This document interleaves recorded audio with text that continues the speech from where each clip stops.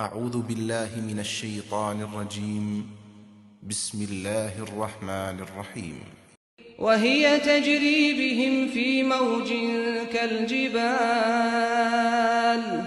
ونادى نوح ابنه وكان في معزل يا بني اركب معنا ولا تكن مع الكافرين قال سآوي إلى جبل يعصمني من الماء قال لا عاصم اليوم من أمر الله إلا من رحمه وحال بينهما الموج فكان من المغرقين وقيل يا أرض ابلعي ماءك ويا سماء أقلعي وغيض الماء وقضي الأمر واستوت على الجودي وقيل بعدا للقوم الظالمين ونادى نوح ربه فقال رب إن ابني من أهلي وإن وعدك الحق وأنت أحكم الحاكمين قال يا نوح إنه ليس من أهلك إنه عمل غير صالح فلا تسألني ما ليس لك به علم إني أعظك أن تكون من الجاهلين قال رب إني أعوذ بك أن أسألك ما ليس لي به علم وإلا تغفر لي وترحمني أكن من الخاسرين قيل يا نوح اهبط بسلام منا وبركات عليك وعلى ممن معك وأمم سنمتعهم ثم يمسهم منا عذاب أليم وہ کشتی پہاڑوں کی طرح اٹھتی ہوئی موجوں کے درمیان ان کو لے کر چلنے لگی اور نوح نے اپنے بیٹے کو آواز دی جو کچھ فاصلے پر اس سے الگ تھا، بیٹا ہمارے ساتھ سوار ہو جاؤ اور ان منکروں کے ساتھ نہ رہو۔ اس نے پلٹ کر جواب دیا، میں ابھی کسی پہاڑ کی پناہ لے لوں گا جو مجھے اس پانی سے بچا لے گا۔ نوح نے کہا، آج اللہ کے حکم سے کوئی بچانے والا نہیں ہے مگر جس پر وہ رحم فرمائے۔ اتنے میں ایک موج دونوں کے درمیان حائل ہوئی اور وہ بھی ڈوبنے والوں میں شامل ہو گیا۔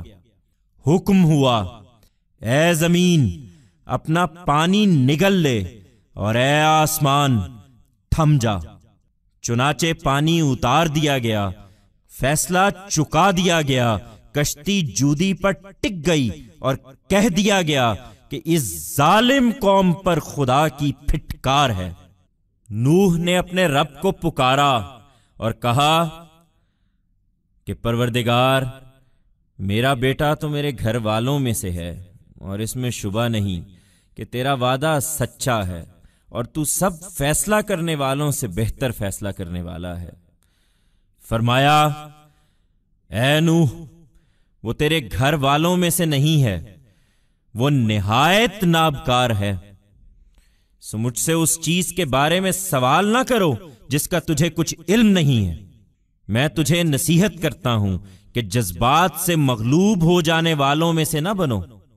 نوح نے فوراً عرض کیا، پروردگار، میں تیری پناہ میں آتا ہوں کہ تجھ سے کوئی ایسی چیز مانگوں جس کا مجھے علم نہیں ہے۔ اب اگر تو مجھے معاف نہ کرے گا اور مجھ پر رحم نہ فرمائے گا تو میں نامراد ہو جاؤں گا۔ ارشاد ہوا، اے نوح اتر جاؤ ہماری طرف سے سلامتی کے ساتھ اور برکتوں کے ساتھ، تم پر بھی اور ان امتوں پر بھی جو ان سے ظہور میں آئیں گی جو تمہارے ساتھ ہیں، اور ان کے بعد کچھ ایسی امتیں بھی ہیں جنہیں ہم آگے بہرہ مند کریں گے، پھر ان کے جرائم کی پاداش میں ان کو بھی ہماری طرف سے ایک دردناک عذاب پکڑ لے گا۔ That ship began to take them between waves as high as mountains, and Noah called upon his son who was, standing, apart, at a small distance from him, Son, board with us and do not be with these disbelievers. He replied, I shall presently take refuge in some mountain that will protect me from this water. Noah said, There is no one to save today from God's directive except to whom he shows mercy. In the meantime, a wave came between the two and he was also among those drowned. It was ordered, O earth, swallow up your water, and cease, O sky. Thus the water was brought down, the judgment was passed. The ship came to rest at Judi, and it was said, May the curse of God be on this unjust nation. Noah called on his Lord and said, Lord, my son is from my family, and no doubt that true is your promise, and among the judges you are the greatest.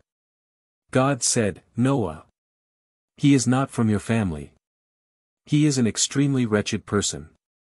So, do not ask me about which you have no knowledge at all. I urge you to not be among those who are overwhelmed by emotions. Noah immediately said, Lord, I seek refuge with you from asking you something of which I have no knowledge. If now you do not forgive me and not have mercy on me, I shall be among the losers. God said, Disembark Noah with our peace and blessings, upon you and also upon those communities which will come into existence from those with you. And, after this, there are some communities which we shall provide for in future, then, because of their misdeeds, a painful torment from us will seize them as well.